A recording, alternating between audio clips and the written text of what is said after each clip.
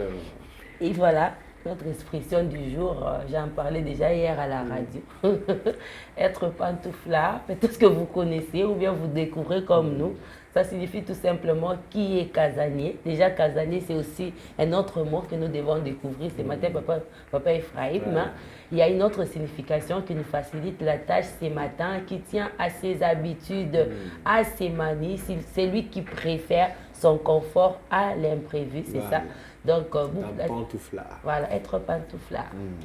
En général, on donne l'image de quelqu'un qui est là sur son canapé, hein, pendant que les autres vont chercher du travail, pendant que lui, tant que le canapé est bon, même si il est sous préavis de déguerpissement, mais tant qu'il est encore dans son canapé à la maison et qu'il peut suivre sa télé, vraiment il est là, il passe toute la journée, c'est bon pour lui, c'est le petit paradis, il ne veut pas bouger un angle, même bouger un peu la jambe de son canapé, il veut garder la même chaleur là qu'il avait depuis le matin. C'est un peu l'image que l'on donne du pantouflard, mais c'est plus ou moins ça, qui est casanier, donc quelqu'un qui aime sa case, sa maison. Ok. Voilà. Il fallait que frère Ephraim soit là parce que moi, puisque c'est lui qui a je n'avais aucune idée de casanier là. Voilà.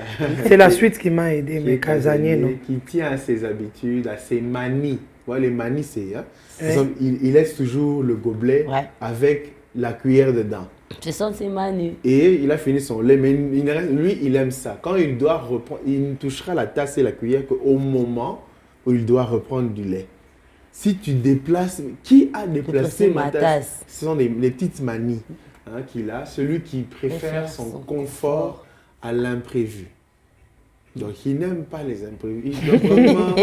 Vraiment, il est calme, il ne faut pas... Oh non, la tante est arrivée, mais elle va venir à la maison nous rendre visite? Non, on est là.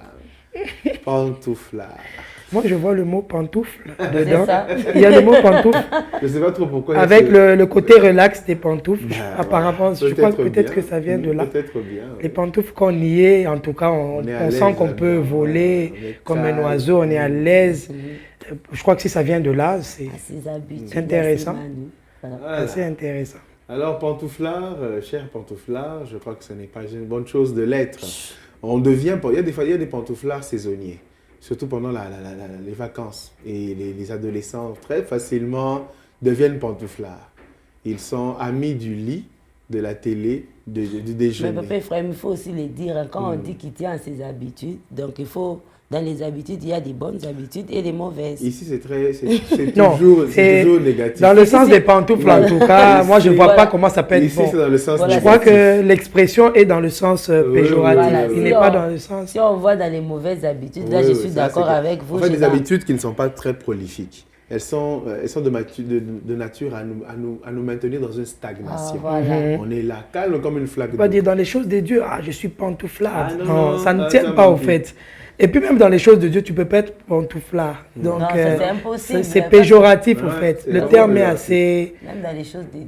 Déjà que Dieu lui-même n'est pas dans les habitudes. Voilà, exactement. Comment tu fais même? On peut dire que non, j'ai l'habitude, je vais à l'église, je suis assez méticuleux, je suis assez... Non, en fait, ça peut pas... Apparemment, dans ce sens-là, ça peut pas marcher. Ça ne tient pas. Donc, il faut rejoindre le frère Ephraim pour prendre les mauvaises habitudes que nous venons décourager ce matin. Il ne faut pas être pantouflard. Il y a des gens qui sont tellement accrochés à leur manie, même quand ça nuit aux autres, ça dérange. Déjà, moi, je vais mettre ça plus quand on vit en communauté, c'est vrai. Ce sont vos manies, ce sont vos habitudes à vous, mais quand vous vivez avec les autres, vous devez mettre un petit point à vos habitudes. Comme j'ai dit toujours à la sœur Sarah, il faut faire des concessions. Il y a des gens qui n'aiment pas faire des concessions. Quand vous dites là, mais qui a touché à ma tasse? Moi, j'aime quand je prends mon thé, je laisse ma tasse et ma cuillère, je vais encore laver ça demain matin. Mais il y a quelqu'un d'autre qui ça dérange de voir une tasse avec une cuillère jusqu'à demain matin. Et puis, quand on vit en communauté, comme on est là avec les frères et frères, peut-être qu'il y a un endroit bien approprié où nous sommes censés mettre les tasses. Mais toi, parce que ce sont tes manus, tu prends ta tasse, tu la laisses là. Et c'est bizarre, c'est tout une jeune fille. Et puis, elle met les pieds sous la table. C'est toute la journée comme ça. Une bonne pantouflade, mais ce qui étonne, c'est qu'elle aspire à se marier. Je ne sais pas comment elle va faire ces choses. Bon, ça, on laisse entre les mains. Il ne faut pas trouver un pantouflard, sinon cette association-là va vraiment faire une bombe. Une pantouflarde avec un pantouflarde. Aïe, aïe, aïe, aïe, aïe, ça sera la mort. Voilà, donc... Bon, peut-être que ça ne sera pas non plus la mort. Hein. C'est vraiment des gens qui se sont trouvés. Non, déjà pour se trouver, il faut sortir de ses manies. Donc il faut aller chercher. Il faut quitter, il ne faut pas être pantouflard. Oui, donc, il y a toujours des concessions, surtout quand on est appelé à vivre en communauté. Intéressant comme expression. Être pantouflard. Voilà. Ne soyons pas pantouflards, c'est pas bon. Hein? Être là, vraiment en mode stagnation. Non, c'est pas bon du tout. Ce sont mes habitudes. Je suis habitué. C'est ma façon de faire. Ça, j'aime pas. C'est tout en lingala. Ça sonne mal. En fait, ça a sonné mal. J'aime pas trop quand les gens disent Nengenga Nazala. Surtout quand c'est mauvais, il faut changer.